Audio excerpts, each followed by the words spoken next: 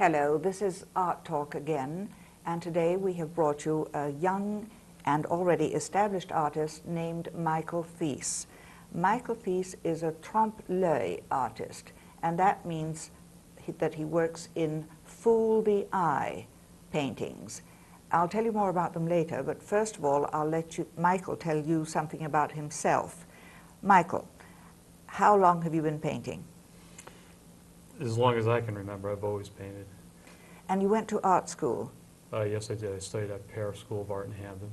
In Hamden, yes. I went there for 4 years for illustration, so this is a pretty different thing from the illustration part that I studied. And what did you like best in the beginning? I've always liked this, Mm-hmm. but it was kind of put forward to me that to make a living at art, you should be in some type of commercial field. Mm-hmm. So that's why I did the illustration. But my heart has always been with the fine arts part of it. Yes. Did you do illustration for a while? Yeah, I did some. Yeah, I did a couple pieces for Fish and Wildlife Service, a couple of other black and white things for different companies. I didn't really get involved in the door-to-door knocking on doors and showing portfolios and stuff. I just pretty much like being locked up in my room painting. It's Yes, it's an odd thing, but it's what I like to do. Well, you obviously love to do it. And you gradually evolved into this trompe-l'œil, which is really stark reality, isn't it? Yeah, it's about as close to realism as you're going to get. The format does lend itself to realism because the objects are flat. You don't Yes. have a lot of area for your eye to adjust to. Like a landscape, you have to adjust to what's in the foreground to what's in the background. But in this here, it's what's up front. It's flat. It's pretty real. It's very real. In fact, it does indeed fool the eye. But you didn't start that way. Were you ever tempted to do Impressionism, which is so much more free? Not really, no. I can still remember the first time I saw a trompe-l'œil painting. And What was it? Which one was it? it was a Ken Davies painting. Uh-huh. And it was an umbrella in some kind of a can.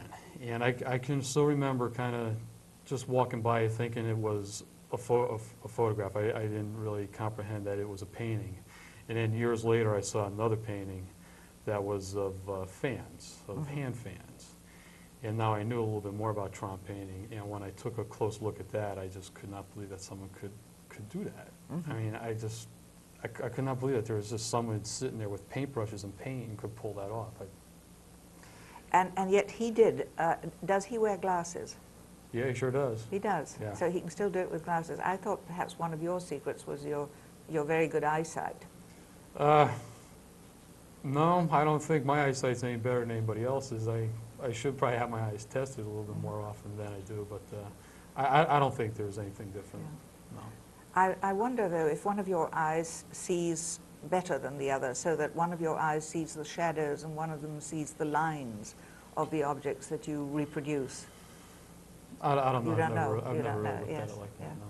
Well, I find it extraordinary that you can do this, that you can take, for example, one of the paintings I saw and that we will later see in a film clip here, a piece of cardboard. It was, your model was small, and you somehow or other enlarged it without any graph paper or anything else. Your eye sees larger than what is there. Right. A lot of people sometimes will make the criticism that trompe-l'œil, why not just take a photograph of it?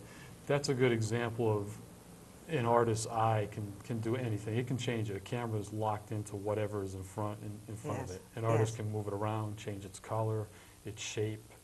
I mean, you know, I can do whatever I want with it. I'm not locked into anything. No, but you do reproduce it so beautifully. I find it quite extraordinary that you can do so. I just wanted to say for our audience that trompe means fool, as I said before, and the closest thing that we have to that word is trumped up, a trumped up charge, a trumped up occasion, means something that's not quite true, not quite, it seems to be, but isn't.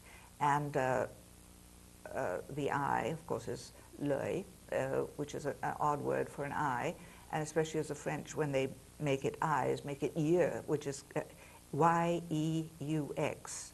Œil is O-E-I-L. But that sort of thing can happen in language as it does in art. Changes invented by the artist, as you have painted many times, inventions of your own. But you give a magic to the items you reproduce, a magic that doesn't exist when you just see them, and yet suddenly they're there. And we are going to see this in a film clip. I think we're going to start with your early work, which will show how you have evolved, and but that in fact you are a very, very talented artist, and it's no wonder you became successful, though that's not an easy path for an artist, for a young man. You are a young man, father of two. Yes. Yes. And now I think we'll have the film clip that we took in your house and your studio.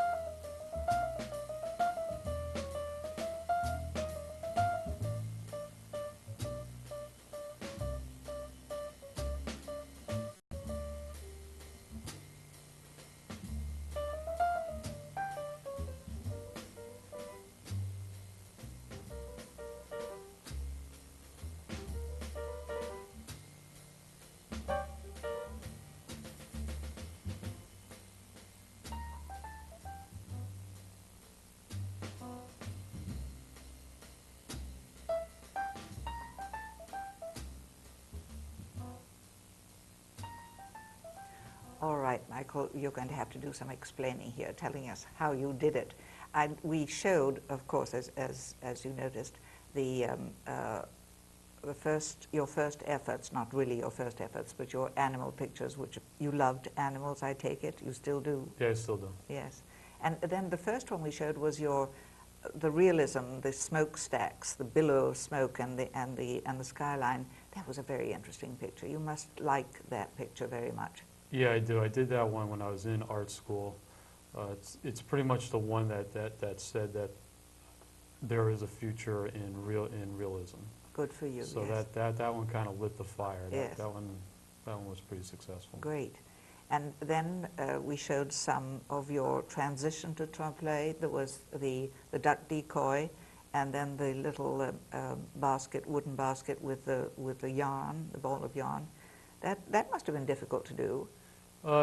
Yes, it was. I was doing a lot of still life paintings. I just wanted to change it a little bit. Yeah. I just want to take it to the next step. Well, it was really quite fabulous, but what we really want to know is how you did that last one, the bulletin board. That was the Wall Street Journal. You reproduced the Wall Street Journal, and I gather, do you have to draw those little lines first? No, the small type, no. All the large type is all drawn out. Pretty much when that painting is drawn out first, everything is drawn out except for the small type. The small type was added later. What I did was I just drew in a pencil line, and then just put a black line on it and scratched it up with a toothpick. And when you take a look at it, it says type. You know, no one's actually going to go on and stand there and read it line for line, but when you look at it, it looks very much like yeah. type. Yes, I did look at it to see if it was typed, to see how you'd done that. But the bills, the $100, the $50 bills, those, great heavens, it took an extra years to do those things. And you do this in oil? Yes, all in oil, yep.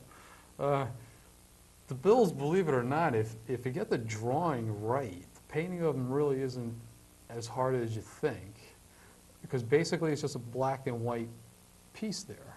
So if you get the drawing right, it's not as hard to paint as you would think. You really rely on that drawing. But you paint the color first, for example, the envelope with the Jeff Cooley logo on it. Right. You paint the piece, the envelope first. Yeah. And its edges. The important part about the important step that I do in painting is the drawing. I try to retain as much of that drawing throughout the painting as possible. So the layers of paint are thin. So like something like the Wall Street Journal, the major type that's across the type, the title, is seen after it's all covered with paint. All I'm doing is actually darkening that pencil. So the drawing part of it is a very, very important part of it. It's got to be right. Yes, absolutely basic. But how long did this take you? Oh, that one took a long time. That probably took maybe 10 weeks. Yeah, I'd say about 10 to 12 weeks. And how many hours a day do you work, or does that vary? It can vary. I mean, if I have a day off from work, I can put in, for me to put in 12 to 16 hours wouldn't be uncommon. Get up in the morning, just work all day until I've just had enough and I'm just ready for sleep. When I do work, I try to work from about 7 o'clock to maybe midnight, maybe 1 o'clock. So that's a good 5 hours a night I work. And you're not exhausted when it's over? Oh, I got some days I get pretty tired. Yeah, You can tell by yes. looking at me. I've been putting in a lot of hours.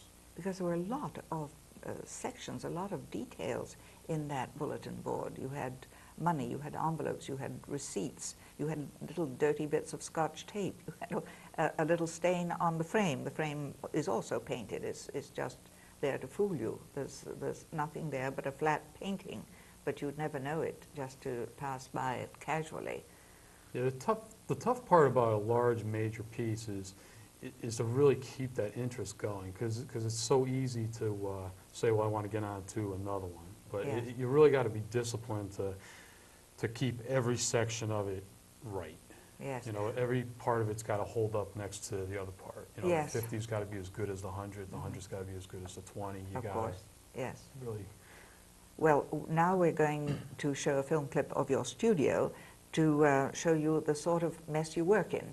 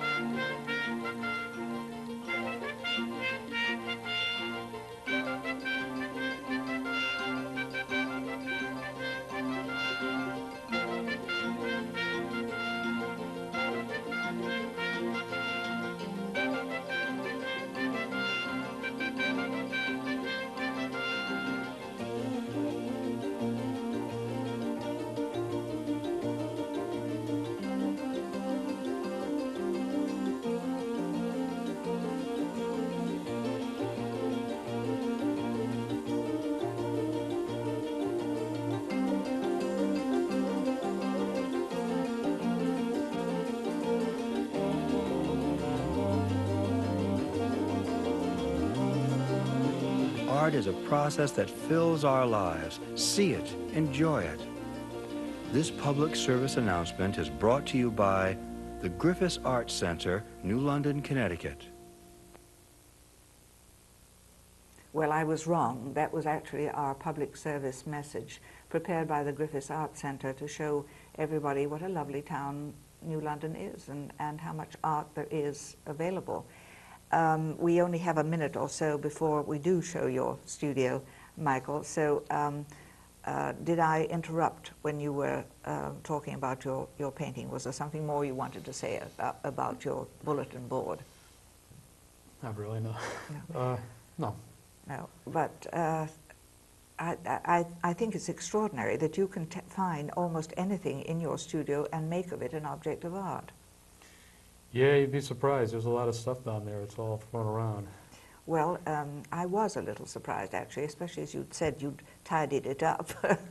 But the audience will see in a moment just exactly what we mean by a messy studio. But this is obviously your workplace. This is what you like to do. For as long as I can remember, I've always been operating pretty good in clutter. I don't know what it is. It's just how I am. You know, I don't have a bookshelf. I just got books stacked on the floor.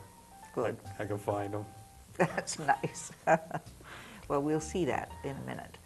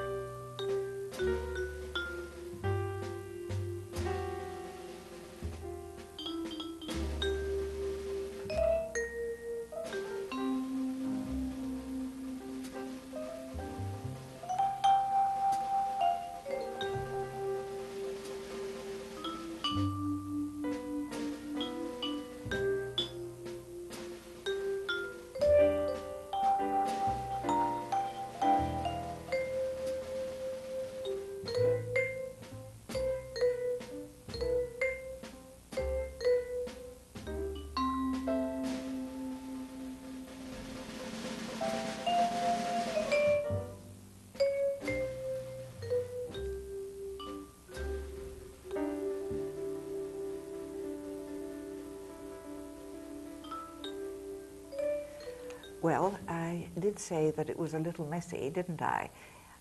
Michael, it's extraordinary that you can draw such precise lines in that clutter, but you can.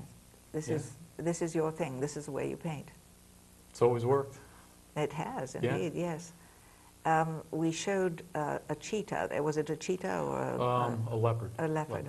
Just the eyes. That was one of your early animal paintings. Yeah, yeah. I used to like to do the big cats. Mm-hmm. I always felt that with the big cats, if you got the eyes and the shape of the head right, you had a pretty successful painting. Mm-hmm. And the spots. Yeah, the spots, And, the whole bit, yeah. Yeah, and the spots were probably what attracted you more than anything with your particular eye. Yeah. Yeah.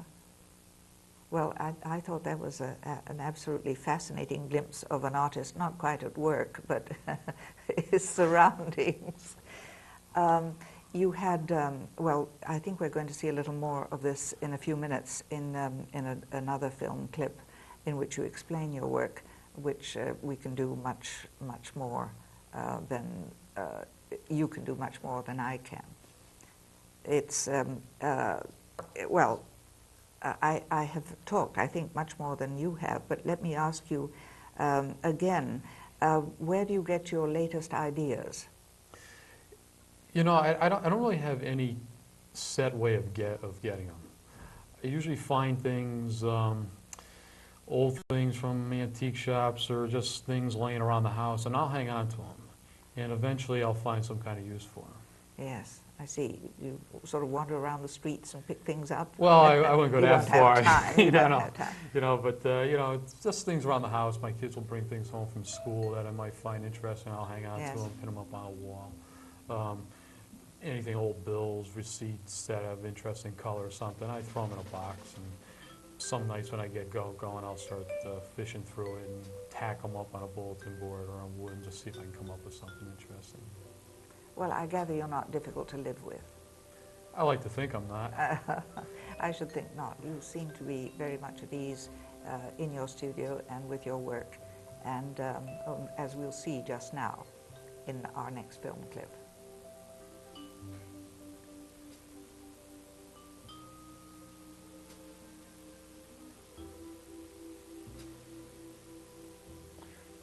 This is something I've been working on. It took a lot of hours of drawing time to get this one done. I'd say I have about 3 or 4 weeks of drawing just because of the amount of type that's in it and the fact that it's got money in it. The choice of subject matter, I was looking for contemporary things to paint. And I can't think of anything more contemporary than a front page of a newspaper with the headlines on it that read about health care and about things that are happening in China.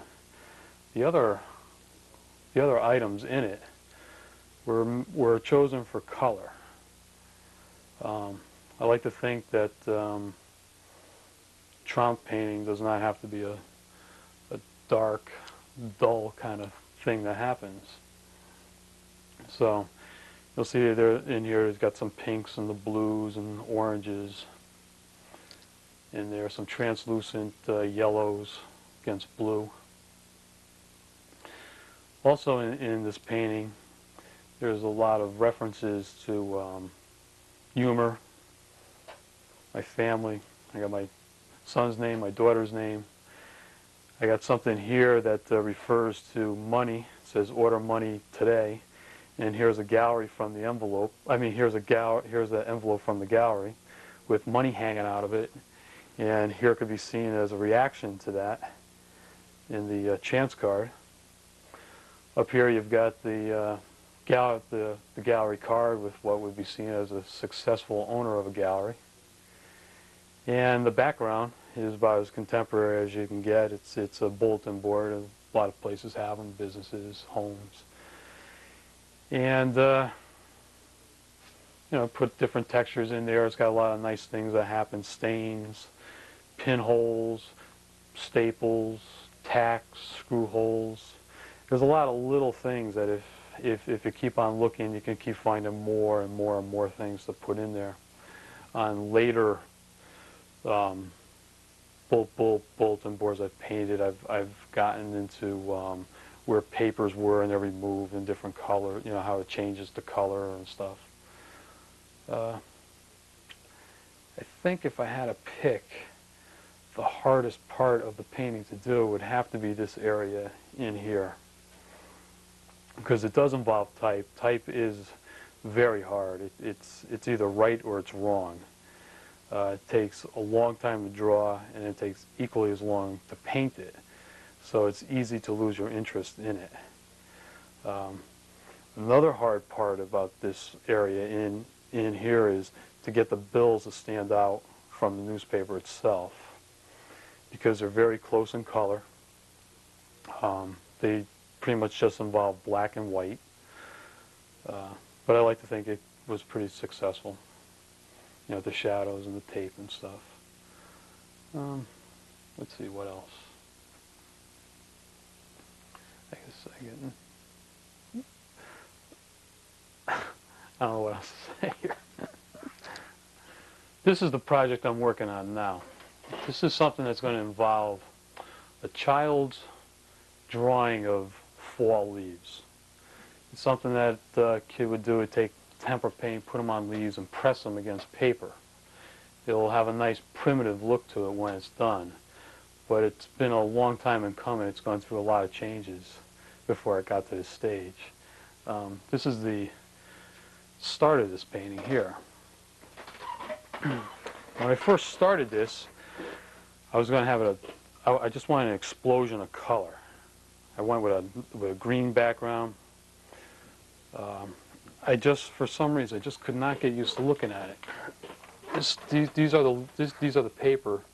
This is what the final project would look like. This was the stage it was at when I decided that it was not going to be something that worked out. I just didn't like the creamy color of the paper. I thought the green was a little strong. But I don't know. I might go back and finish it up. But while working on this, I thought maybe it should be larger. So I went to this one here, and that was going to be a background of cardboard. When I got into it, I thought it was lacking color. I was going the opposite way now. Instead of having too much color, I don't have enough color. So what I did was I went to change the brown cardboard to a blue cardboard, and I got some blue cardboard, and I was going to maybe have this area be a background of blue cardboard. But there was just something about that creamy color paper that I just didn't like. So then I went back. I worked on this for a few more days. I still think I'll finish up that, but what I'm working on now, I think, is probably the best of them all. What I did was I just simply took a piece of white paper instead of a creamy colored paper and put it up against a grayish purple background. Simplified it, got rid of all the wrinkles and stuff on the paper.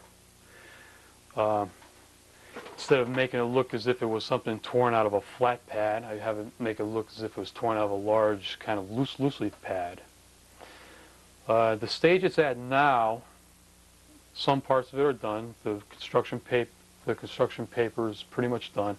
What I'll do with that is in some areas I'll probably put in some tears and some Scotch tape to give it a little bit more of an indication of paper that's been around. As far as what's going on in here, I just got to bring out this top part a little bit more, some lights and darks. Bring out this edge here and this edge here with some lights and darks. After that's done, I'll go in there and I'll put in the leaves. I'll reproduce what I have here. I'll make it onto here. I'll reproduce. I'll paint them in, and I'll try to make that an explosion of color. I'll get the yellows and the yellows, oranges, reds. I'll have them overlapping. Being that it's tempera paint, some of the yellows will show up right over the reds. So I have pretty high hopes on this one here. What I'll do is either I'll make it look as if it was stapled onto here, or I'll put in some Scotch tape. Right now I'm leaning more towards Scotch tape into here. Maybe I'll put a little rip in somewhere in there, and I'll put a little piece of Scotch tape, just little interest points. But pretty much this one here is just being done from that right there, just a simple piece of white paper against a piece of construction paper. It's not a big setup. And if you look, what's in back of it there, that big thing there, is this one here, and this one here, because there's a green construction paper there in the background, and that's it. Okay.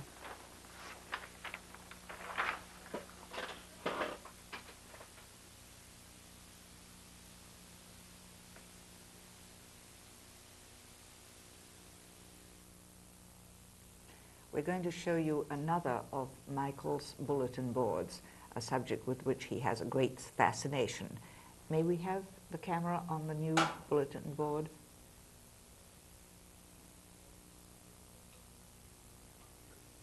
This is one that Michael finished, what, a few weeks ago? Yeah, it's the most recent painting. Mm-hmm. And you have, I think, a few of the pieces here, the parts that made up the bulletin board, which is what you see now on your camera.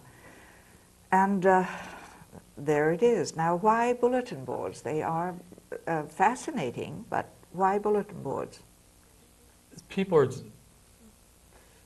They're just so common. They're everywhere, and you can pretty much do anything you want. Anything goes. Any kind of composition. They lend itself perfect to Tromp because you can paint it right out to the edge. Mm-hmm.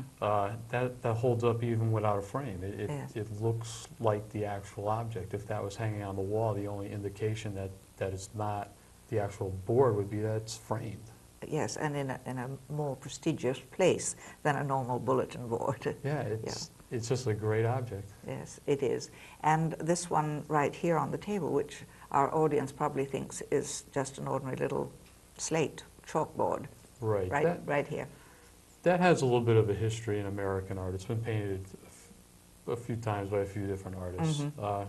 It's a great object again because it doesn't need to be framed. It holds up. It says actual slate board, just like the bulletin board does. Yes. What is it painted on? That's painted on a ½ inch of plywood. Mm-hmm. What I did was I just rounded the edges, which also gives it a little bit more of the real look. Yes. You know, you're so used to seeing corners. A painting has to have corners. Well, here's one with some rounded edges. It really lends itself. Yeah. Good. And it's obviously just been wiped because there's a little water still on there. Yeah. You have another one, a larger one behind you, and then we have a sheet of music back here, which again looks so real. Now these have real frames. Right. I think. Yes, yes. And then we have a horseshoe on a barn door, and then this lovely symbol of the AIDS movement, the AIDS organization to help AIDS patients. Now, you tell me that was not your idea in the first place? No, not at the time. I really, at times, I will just take simple things and paint them, just to get going. Because a lot of times I find myself trying too hard. And this was just one of those occasions where I just put the things up and just started to paint them, and it just seemed to click, and it's something I follow through on. It really wasn't done for that reason. Yes. Well, it's a most attractive piece. Thank you. And it stands out as a picture, as they all do. And this does surprise me. You have been extraordinarily successful. You have one of the most prestigious agents and dealers in Connecticut, if not in the whole eastern United States. And you're still a very young man. Thank you. Yeah, I'll tell you, he's really done an excellent job of everything. Promoting, he's been an excellent art critic. This is Jeff Cooley in Old Lyme, who owns the Cooley Gallery, and he will only accept the very finest artists. And Michael is, well, he knew what he had when he saw you, when he saw your work. And as you say, he's been a great help, hasn't he? Oh, an excellent help. with everything he's done as far as shows and advertising. And one real big thing that I think is important is that to be an art critic at times is very good.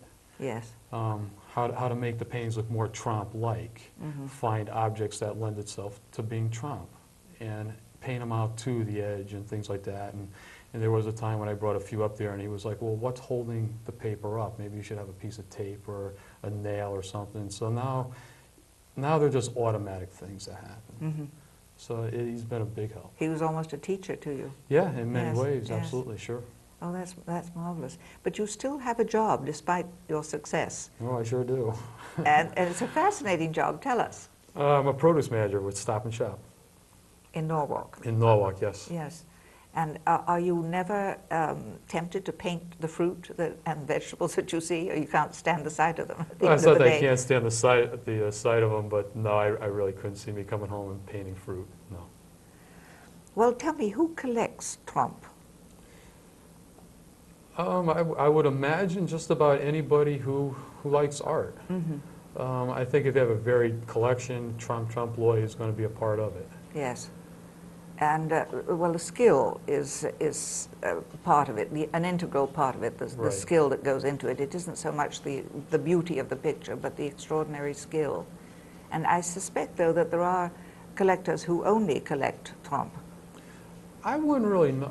I would imagine probably mostly still life and then Trompe would become part of it. Yes, yes. I suppose so. Well, I just wanted to say another word about Trompe. Years ago, just before the French Revolution, actually, when Marie Antoinette was married to the Dauphin, she missed her home country so much, Vienna, Austria, that her husband had painted for her what was called a Petit Trianon. The whole of the inside was painted as if it were a woods. Trees, plants, shrubs, weeds, everything, so that she felt in there that she was at home. I thought that was a lovely use for Trompe. And nowadays, its husbands are perhaps not quite so generous, but one does see it occasionally in home decoration, windows that aren't really there, Right. and curtains that aren't there. And but it's an extraordinary art. Very few people can do it, and you are one of the very few who can. Thank you. Thank you. I really feel